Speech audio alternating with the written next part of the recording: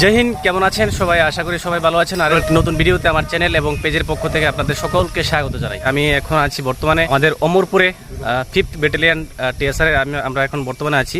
তো এখান থেকে আমরা এখন যাচ্ছি আমাদের মন্দিরে, আমাদের কালী মাতার মন্দিরে যাব। ডিউটিতে প্রত্যেকদিন ব্যস্ত থাকি, তার পাশাপাশি আমি চেষ্টা করি সপ্তাহে একদিন ঠাকুরের নাম স্মরণ করতে, কালী মাতার নাম স্মরণ করতে, সংকীর্তন করতে। তো আজকে আমরা চলে এসেছি এখন মন্দিরে। তো আপনাদের মন্দিরে দেখানোর চেষ্টা করব, আমাদের যে সংকীর্তন হবে সেগুলি তুলে ধরার চেষ্টা করবো। আশা করি ভালো লাগবে। মন্দির প্রাঙ্গণে প্রবেশ করেই প্রথমে শ্যামা মাকে প্রণাম করে নিলাম।